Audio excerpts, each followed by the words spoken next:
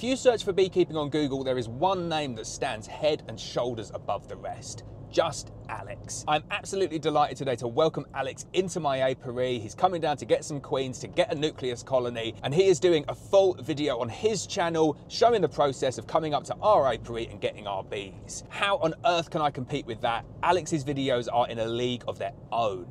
But in this video, what we're going to do is we are going to do a behind the scenes video of just Alex coming and collecting a nuke from Black Mountain Honey. I'm on my way to Richard's apiary to meet him now. The sun is out, the bees are flying. This is going to be so much fun. Right, so I'm not going to lie, we filmed this once already and I got it completely wrong, but because Alex is a YouTuber, he knows that it's not always take one that counts, take two, take three is a lot better. Alex, pleased to see you. Good to see you as well. Thanks you so much for coming down here. You're coming down to get a nuke today. You excited? I'm very excited. I've travelled, I think, about 3 hours through the Welsh hills and everything. It's so beautiful up here and I'm very excited, yeah. We have got the best day. I was just saying there, sometimes in this valley here, it pours down with rain. And what was the rain like the other day here, Richard? Heavy, like it was the worst storm ever. But we've got a beautiful day for it today and it's going to be really good. First things first, I've got you a present.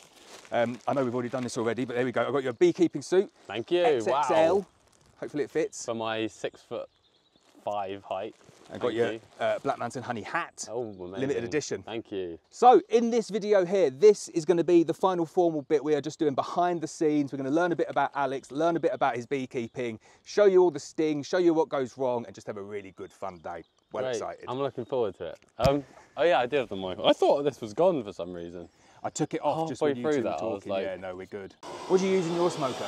I use a mix of packaging like that, Yeah. a box of wood bits that you gave me. Oh, like the pellets, they're good, aren't they? Yeah, and then straw, Yeah.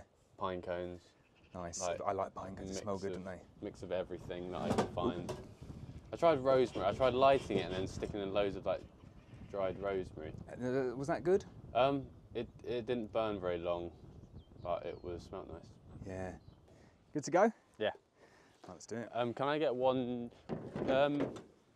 No, I'm gonna get a shot of us, all three of us walking down. Yep. But maybe when we are walking into the apiary.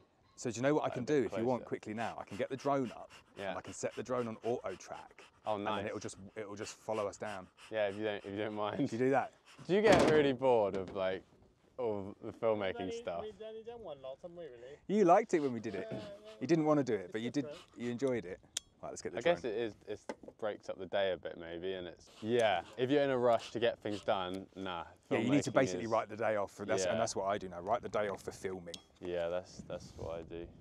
I'm so excited at watching what you do with it, because this is how I started the video, saying if you search for beekeeping on Google, the #1 name is Just Alex. It's nuts, isn't it? I'm not even a proper beekeeper. Yeah, but I you don't really know what I'm doing. but you are, and this is the thing. Yeah, you've come straight out of nowhere, but your video editing style just smashes everyone out of the park. Like it's 100 times better. And I remember seeing your first video and clicking on it and thinking, I remember thinking, I like that thumbnail, I'm going to click on it.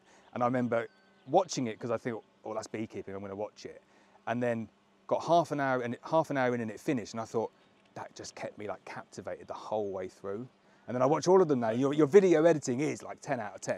It must take you ages. I'm glad that some people enjoy watching it. I'm very grateful for it because it means that I can do like the filmmaking as my job, and then the beekeeping is sort of Hobby. The content that it is for. Yeah. But, I don't need to. Yeah, I don't need to earn money from the bee, which is a good job because I wouldn't. They love the mic, and then one gets trapped in the furs of the microphone, Yeah. and then it goes, bzzz, and you got that as the audio for the whole thing, and it ruins it. Let me just think. Am I going to set? No, I think I will stand here because then I'm behind the wind, and it should be better audio. So could Lawrence, would you be able to tell me what is in this hive and what it is and what's going on? Yeah, so what we specialise, so we're kind of halfway through the video, Ellis. What do you think? Kind of how's that gone? Good? It was so interesting to look through a hive which is that calm, because I've never seen bees that chilled out. Like they weren't coming off the frames, they weren't stinging you in the face. You had your veil down the whole time. No, really, really impressive. And I guess that is kind of testament to good bee breeding. It was really interesting, incredible stuff, yeah. So tell me a bit, Alex, about how we're going to structure the rest of this video. I think you just kind of touched on it before, like what are the other bits you want to get filmed? So I'm going to film a little bit of interview stuff because I want to get some like backstory to set the scene. Like, who is Lawrence from Black Mountain Honey? Who is Richard? And I think I'd like to get that maybe down there by the stream where it's a little bit less windy. All right, cool. So we'll film that, but then that will actually go before this. So it's a bit of mix around of footage. I'm intrigued to see how it all gets structured because no doubt you've done some filming before you get here and you'll do some when you get Yeah, home. I did some filming back at my site and a bit of filming on the way driving here. Yeah. And then I'll do this filming and then it all comes together in the edit. Like it's all kind of a mess currently. There's footage from here, there and everywhere. And then some footage which will come from like a few years ago as well. Yeah. But then it always sort of comes together in the edit. I'm not very good at visualizing exactly how a video will look, like when it's done. I can't visualize it. I have to just kind of be quite reactionary as it slowly warps into a finished video. And do you plan and structure them at all? Because I'm notoriously bad for just going out and saying, right, I've got 10 titles of films, because my ones are a little bit shorter, aren't they? And I'll just go out and just try and freestyle. But do you like structure them? Do you write anything down, or do you just go out and freestyle? I have random ideas in the middle of the night which I write down. I have a notebook. But to be honest, it all sort of, I do very little planning. Yeah. I should do more, but my brain doesn't do planning very well. And I often, I just turn up at my apiary, get the camera out and then just start filming and then things happen. But then I will remember what I wrote down in my notepad and things will come back to me, but it's very mixed mash of some people really enjoy the planning side of it, don't they? They'll spend 90% of the time doing the planning. Project management thing is 90% planning, 10% execution. And I'm the opposite. I'm just, let's get out there and do it. As you saw with my drone filming, where I forgot to hit the record button twice. And yeah, I find I do very little planning, and then when I execute the task, I realise that I should have done a lot more. But I always think I should really have planned for this, but I never really learn. It's always the same. We're very similar in that sense, I think. What I was going to say, so how long do you think like this video will be? Like we've stood there and talked for maybe like 30 minutes, I think, about this bit here. We've done some filming before, and you've done some. So there'll probably be like a couple of hours, maybe 2.5 hours of raw footage. Yeah. How long do you think the edited video could be compressed down into? The great thing about filmmaking is that it can be any length that you want it to be. I could make this all into a 5-minute or even 1 minute cut. Or I could leave it all in, and some people would be interested because they get to see everything. Yeah. So I like to go for a bit of a balance. I don't want to include everything because I feel like it might get boring for lots of people. Yeah. But I also don't want to cut it too short so that nobody gets to hear the info and the details. So it will probably be maybe between 15 and 20 minutes. I reckon about that for the amount of stuff that we've shot and the interest of the subject and stuff, And I think you pitched that really well on your YouTube channel, in that you do go into a really good amount of detail, but the videos, it's not like an hour and a half long, is it? And you're always playing their algorithm, aren't you? Do you have that on the back of your mind, like in terms of, will YouTube accept this video, will it do well, or do you just try and do good videos? I used to think about, like, what do YouTube want from me? Like, how... I tried to plan my videos for the YouTube algorithm and try and work with it. But I actually learned that my videos end up doing a lot better if I just make the video that I want to make and make the video that I feel is right. Like that ends up actually, and it's great because I don't think about what YouTube wants me to make now. Yeah. I just do something which I think that I feel like is going to be an interesting thing to watch. And then if you think something's interesting, normally there's loads of other people who think that thing is interesting too. So that's sort of what I don't really make my videos for the algorithm so much. It's brilliant this, because I love watching your videos, and I kind of admire them so much and look up to you as a content creator with all the hundreds of thousands of subs that you've got. And I've tried to change my approach and definitely went through like a shock factor phase. Yeah, like clickbait and like trying to capture the audience. And trying to capture them and trying to like, you never believe what's going to be in this beehive. And I think that there's an element of that you do need. You can't give everything away on the thumbnail. But then I look at your thumbnails and I think, well, hang on, no, he gives everything away on the thumbnail and he gives everything away on the description. but then he massively over delivers when they click on it.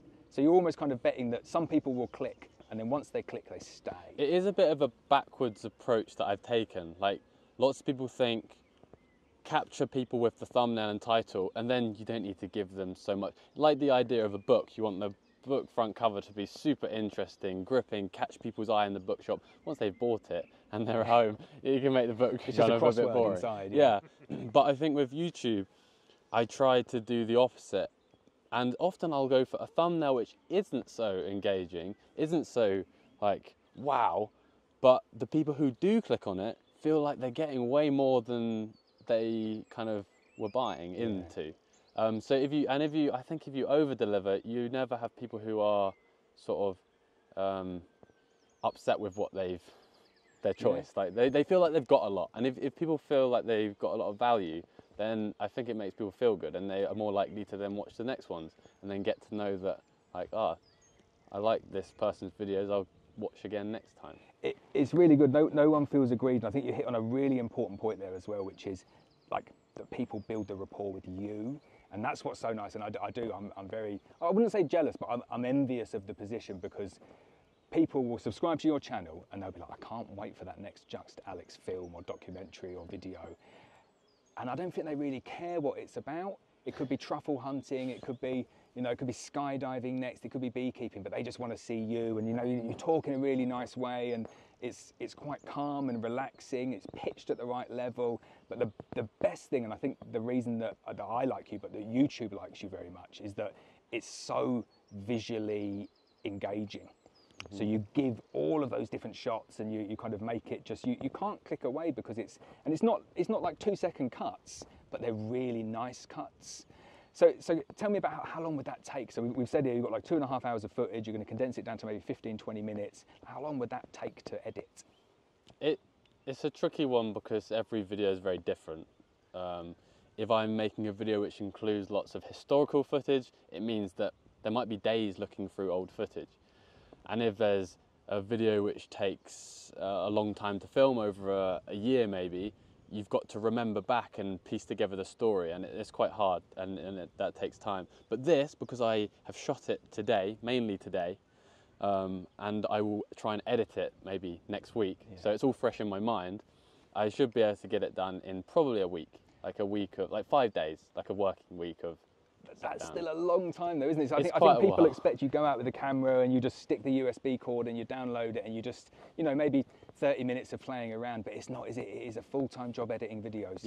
It takes a lot of time, but it's quite satisfying when you see this thing. Like, currently all the footage is on this SD card, and on that SD card, and it's crazy that you can take that, warp it into this story that then people around the world can then watch and learn something from. It's quite amazing. So Alex is off just filming with Richard at the moment, and it was amazing talking to Alex and getting some tips there.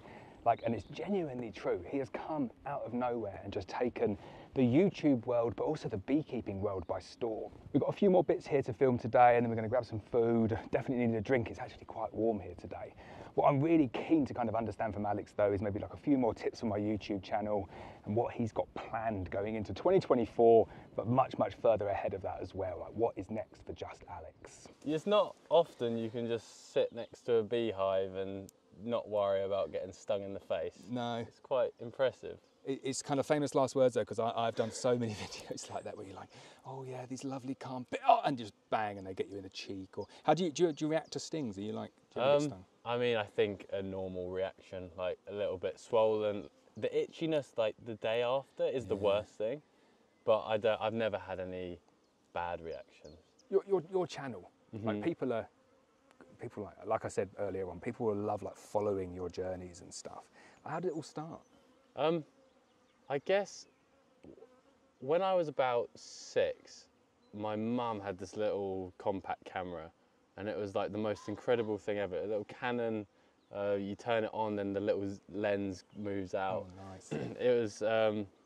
It was terrible quality, but I remember my mum had that, and me and my brother, we used to play around with this camera all day. We used to love the fact that you could film something and then weeks after, years after, go back and look at it, and it was just fascinating. I guess it is amazing. It's an amazing bit of technology, a camera, and being able to capture something and then relive it whenever you want to look back at it. So that's where it kind of started, thanks to my mum's camera back in the day. But I kind of just never put the camera down after that. No. I've always been filming things, and it's really, when things happen when you're young, it's hard to know. You weren't really making conscious decisions. It's just sort of happened, and I guess I found it interesting playing around with the camera and then editing footage. And then I went through school. I didn't really know what I was going to do, but because I'd been messing around with this camera this whole time and editing videos, I built up a skill, and I didn't even realise I had a skill really. But when you do something for a long time, you kind of naturally get okay at it. Still, I wasn't very good, but I was employed by a company to make videos. I was part of a media team. Oh, nice. That was when I was, I think, 17. I started that. So that I fell into that job, and obviously I was doing more and more filming. And they were putting a lot of their videos onto YouTube, and at the time, me and my brother were running a YouTube channel, just like a part-time hobby thing. Oh, what was that? That was a channel about fishing. So nice. we used to go on these fishing adventures all over the world. Oh, man. And we used to just take a camera along like we are today and just film our adventures, edit them up into stories, and then put them on YouTube. And whilst we were working for this company making like product videos, we were doing this YouTube on the side, and we were like, we could maybe drop our jobs and do this YouTube thing full time, but it was like, can we earn enough money from doing that? Is it going to be possible? And it's amazing. YouTube is now actually a place where people can make money. Like there so many people on YouTube. Advertisers obviously want to put adverts on YouTube, and people can make a living. And it's cool because like, we managed to upload these little YouTube videos and enough people would watch them so that it meant that we could earn a living.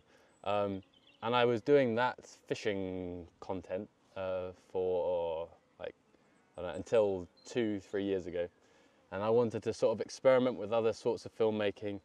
As a filmmaker, you don't want to film too much of one subject. Sometimes it can get boring. Says to the man who only films beekeeping. Gosh, yeah.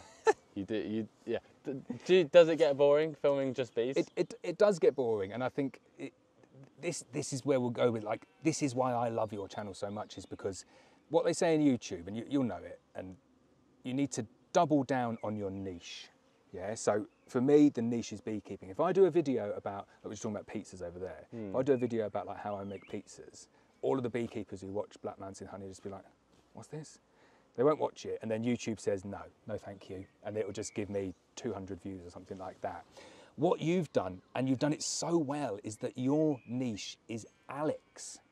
So it doesn't matter what you do, and that's what I'm really like, I wish I had a channel like that, which was, I basically just get to try new things and do things that I enjoy. And as long as you do like the filming and make it look cool and bring about a little bit of intrigue into it as well, then people will follow you because they love your style and they love your personality. And it just gives you endless opportunities to go and have fun. Yeah, it's quite amazing. I don't know why people want to watch my videos really. I'm not too sure. I guess people say they find it relaxing. Yeah. They find it like a nice break from their busy work lives or whatever. But I'm really happy that I can make stuff which people find enjoyable. But yeah, I wanted to make videos other than fishing, and I decided to branch out into other things, and I was getting interest. I think it's that sort of age. I was like 22, 23, and where you're sort of discovering so many things, you're learning about all these new like hobbies and interests. And hello bee, and just getting distracted by a bee around my face. That was pretty close, that one. It was. Yeah. I can't think whilst there's a bee there. No, I was getting interested in all these new hobbies, and I thought, seeing as I know how to make films, I'd try and make videos of learning these new things. And it turned out that like filming yourself learning how to do something is quite popular.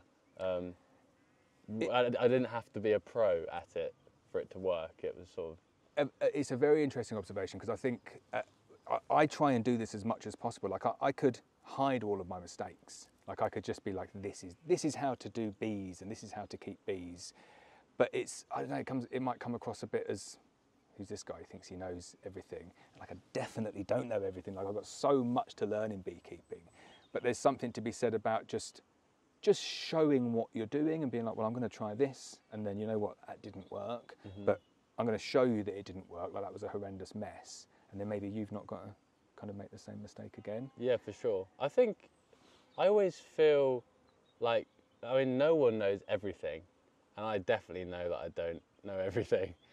And I think it's quite nice to be open to making mistakes and accepting mistakes. And I like to show that on the videos because, yeah, it feels like if you admit that you don't know everything, then you can make mistakes. Well, it's the natural charm that comes across in your videos, which is you just, because you're quite young, and how old are you? I'm 25 and a half. So 25, pretty young, and yeah, I'm 38 for anyone who's interested. But you've got that natural curiosity. It's like you're out there just kind of exploring the world and just trying to find stuff out. Yeah, well, I think you're like 20-year-old sort of age. Loads of people I talk to, loads of friends and other people my age, they say they feel lost. And that's kind of, I definitely get that. I know exactly why I feel this sense of lostness in this big world, and it's quite scary, and so many different options, career paths to go down, and it can be quite confusing to know what to do with your time. But I just realised that, like, I just want to soak it all up. Learn as much as possible, keep learning, and things will happen as you learn and lead on to other things. And it will, won't it? Like the channel will develop over time, and I like that you've not really got, you've not got an end goal, or you've not got a grand plan, or you're not going to say I'm going to really focus in on this niche. You're kind of just like taking it as it comes. Yeah, I've very much admitted to the fact that I don't have really a clue where it's all gonna go. Yeah. Like I for sure I have not got a like a goal really. And people ask me like, oh, what's your plans for next year? I'm like, I don't have a clue. Yeah. I What's your plan for next week? Yeah, exactly. I can barely come up with that. So it's all a bit of a experiment, I'd say. Yeah, making all these YouTube videos is a big experiment, and it's quite amazing that I can just try lots of different things and learn new stuff. And So you're a YouTuber, but excuse the poor joke. Tell me how you actually nearly became a YouTuber. Oh wow, yeah. Sorry, I'll get my Coke. Wow, gosh, got to take a moment there. Yeah, you have to work it out. Just count. It'll all become kind of clear. So I must have told you about this. You then. did. So I quit my previous job making fishing videos. Yeah. And at that point I was feeling really lost. I was like, what do I do with my life? And I was trying to think about how I could earn some money again, because I obviously quit the job. And I was like, I know I can make films, but I've been doing that for so long. Do I really want to keep doing that? Do I want to do something else? And I realised that something I really enjoyed was driving. Like, I really enjoy driving, listening to music, and I really also enjoy meeting new people. So I put that together. I was like, I'm going to become an Uber driver. So I signed up for the Uber driver that you have to become like a registered. You have to get like the license to drive people around, basically. So I signed up for my local city, which was Brighton at the time. I was like, I'm going to become an Uber driver. At the same time, I was also just like, maybe I'll also upload some YouTube videos as well, see how that goes. Crossroads. It's like Sliding Doors, the film, isn't it? Yeah. And I uploaded a YouTube video at the same time, and then that got like 150,000 views. Wow. And then I was like, oh wow, that's cool. Maybe I should just make videos still. Yeah. So I diverted from the Uber driver plan. So I've still not become an Uber driver, although I do love driving still, and I love giving my friends lifts, and maybe it will be a career path in the future, but it's so interesting you say that, and I can genuinely testify to this fact that you do love driving, don't you? So when we were, who contacted who to do a video? Surely it was me contacting you. I have been watching your videos since I started beekeeping. They have been the source of like all the learning. Like Very kind. yours, Griff's in. He's also in Wales. He's further south. Other side, yeah. And yeah, your guys' channels were where I learnt to beekeep, but I can't remember who got in touch with who. But all I do remember is that when we said we were going to do something together, and we suggested maybe like doing some brainstorming, and I said we just do like a Zoom call or something, and you came up, didn't you? You said no, I'll drive up, and I said it's quite far, like that is what is it, a 6-hour drive or something? I didn't quite realise how far maybe. that was going to be, but I love meeting in person is way easier and way better to discuss things, I find. Like over Zoom call, you can never really, it's not the same. You're speaking to a screen. I find it's just nicer to meet up with people in person, and you can get ideas across and understand each other's views on things better. Yeah. And I don't regret driving 6 hours to come and see you anyway. And 6 hours back. It was a fun brainstorming session as well. It was good, yeah. Got some future plans. It's great to talk to another person who not only keeps bees but also makes videos. Yeah. Because obviously when you do the same thing as someone else, you have a lot to talk about and a lot to relate to with things. So. It's so true, you know, because I'm passionate about bees, but I'm really passionate about YouTube. Like if someone said to me, what's the best thing about beekeeping? I'd say doing the YouTube videos. I really, really do enjoy it. But you've got no one to talk to. Like I've got no one who's interested in anything like that. Yeah. And my wife gets really annoyed. She's like, can you stop talking about YouTube? Because it's like, I've got this many subscribers, or this video, I've got an idea for a video or something like that. But it's... Like, no, I don't care. I literally don't care. Stop talking about YouTube. But it's funny, in terms of like the reflection on channels and stuff, like my journey, I've been trying to build like a following on YouTube and get people to watch my channel. And like for me, it's been a very slow journey. And it's never, like I've never had a viral video, I've never had anything that's like catapulted the numbers. Like my biggest video I've had, I think it's got like 400,000 views. But I've just like been slowly building it. And as I said, I've gone through these different strategies of, right, I'm gonna do as many videos as possible to try and get across as much information as possible. And then I've gone, right, I'm gonna go shock factor, I'm gonna try and do, oh, you never believe what's in this beehive, and keep people watching it. And I still never really got anywhere. You know, we've got 40,000 views now. Nearly stung you. Oh, we need to get to the end of this without Alex getting stung, because that's... No, he's good, he's good. But then, all of a sudden, out of nowhere, I see this Just Alex come up, and it's like, who's this guy doing beekeeping videos? And I was like, who's this guy getting millions of views out of nowhere on his beekeeping videos? And there could... It's funny, because I talked to Griff quite a lot about this. There could be like a natural competition and be like, ooh, not on my patch or not on my turf, but I'm so the complete opposite of that, which is like, oh, awesome. Like I have a lot of people come to me and say, oh, it's easy for you because, you know, you got in when there weren't that many people doing YouTube videos. And I think, well, yeah, but that was the same for me. Like when I started doing YouTube, there were people like, I don't know, like the Dirt Rooster, who's got 150,000, like he's been doing it for 10 years before. And you just prove that it doesn't matter. Like if you produce good videos, you can create a channel out of nowhere. I think if you're doing, what I always think is, if you are doing something which is unique, something different, then you have no competition. Yeah. Like if you do things your own, like everyone is so different. If everyone sticks to themselves and presents in their own way and films in their own way, then you've got no competition, because you're very different from everyone else. And it's true, and I kind of sit down, like I am a naturally competitive person, but I sat down and thought, well, how can I learn from Alex? Like he's doing something here that's generating like hundreds of thousands and millions of views in the niche that I'm in, and I can't create that. And then I kind of thought, well, we're not really doing the same thing, are we? We're kind of... absolutely different. Yeah. My videos are completely different from... You can't compare.